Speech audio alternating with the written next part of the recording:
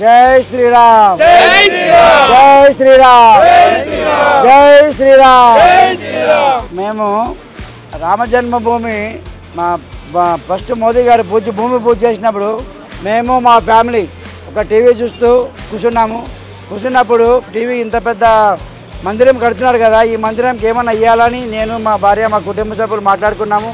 అంత పెద్ద మందిరానికి మనం ఏమి ఇవ్వగలము అని ఆలోచించుకుంటూ కూర్చుంటా ఉంటే ఏదో ఒకటి ఇస్తాంలే అనుకున్నాము. తర్వాత భూమి పూజ అయిపోయే లోపల ఒక డిసైడ్కి వచ్చినాము. ఈ భూమి ఎప్పుడైతే స్టార్ట్ అవుతుందో అప్పటి నుంచి ఎప్పుడు క్లోజ్ అవుతుందో మేము ఉన్నంత వరకు మేము కంపల్సరీ అన్ని రోజులకి రోజు కిలో లడ్డు ఇవ్వాలని సంకల్పం చేసుకున్నాము. అదే ప్రకారం ఇప్పుడు లడ్డూలు ఇస్తున్నాము. లడ్డూలు 1265 కేజీల లడ్డు టెంపుల్కి సమర్పణ చేస్తున్నాం. జై శ్రీరామ్.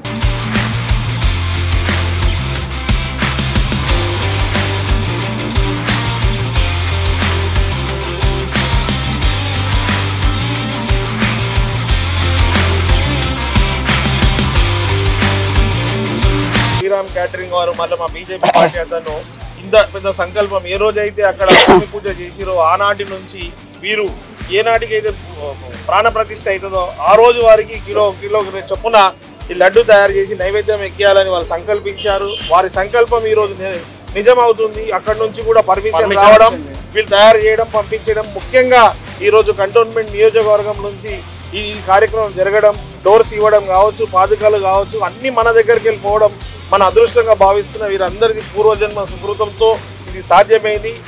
దేశ ప్రజలకు మంచిది కావాలా, మన కంటోన్మెంట్ ప్రజలకు అన్ని విధంగా మంచిది కావాలని కోరుకుంటున్నాం.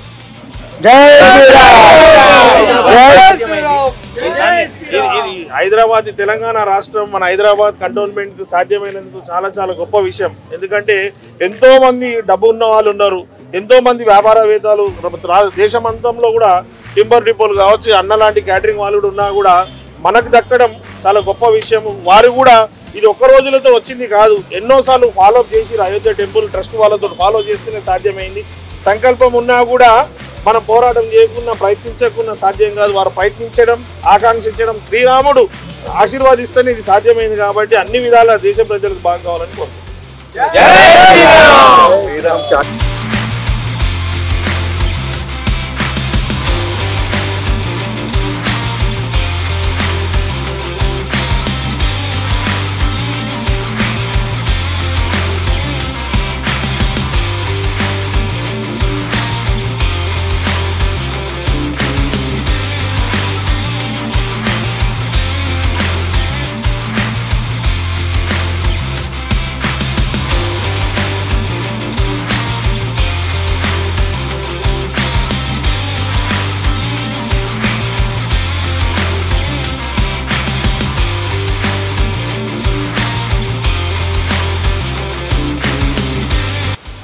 జై శ్రీరామ్.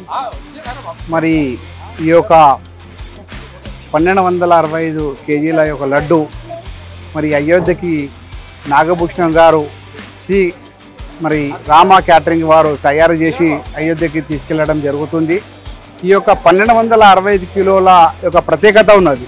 ఏంటంటే రామ మందిరము ప్రారంభించి 1265 రోజులు అయింది కాబట్టి ప్రతిరోజు 1 కిలో చొప్పున 1265 కిలోల లడ్డును చేయడం జరిగింది. ఆయన సంకల్పము ద్వారా ఇది అయోధ్యకు తీసుకెళ్లాలన్న ఒక ఉద్దేశంతో మరి ఆయన యొక్క భక్తి శ్రద్ధలతోటి ఇది తయారు చేయించి మరి ఈ యొక్క లడ్డుని మరి సమర్పించడం జరుగుతుంది. అయోధ్యలో శ్రీ రామ మందిరం ఏదైతే 22 తారీఖున ప్రతిష్టాపన జరుగుతుందో ఆ ప్రతిష్టాపనకు నైవేద్యంగా పెట్టి మరి అక్కడ ఉన్నటువంటి భక్తులకు పంచిపెట్టడం జరుగుతుంది. ఇది ఒక ప్రత్యేకత.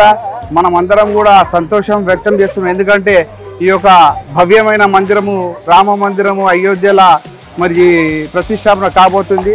మన 500 ఏళ్ళ యొక్క కళ నెరవేరుస్తుంది. కాబట్టి మనం అందరూ కూడా గొప్ప పండుగగా ఆ రోజు జరుపుకుంటున్నాము. 12:20 నిమిషాలకు ప్రతిష్టాపన మరి అక్కడ జరుగుతుంది.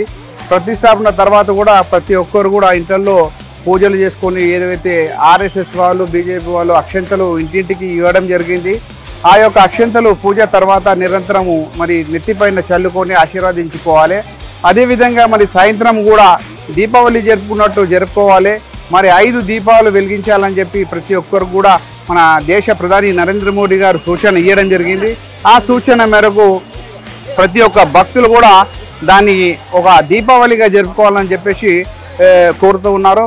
మరి ఆ రోజు 5 దీపాలు, 2 దీపాలు దేవుని దగ్గర, 2 దీపాలు గుమ్మం దగ్గర, ఒక దీపం తులసి మొక్క దగ్గర పెట్టాలని చెప్పేసి ఒక సంకల్పము మరి మోదీ గారు చెప్పడం జరిగింది. ఆ మేరకు అందరూ కూడా ఈ యొక్క భక్తి శ్రద్ధలతోటి అయోధ్య ప్రతిష్టాపన పూజలు నిర్వహిస్తూ ఉన్నారు. జై శ్రీరామ్. జై శ్రీరామ్.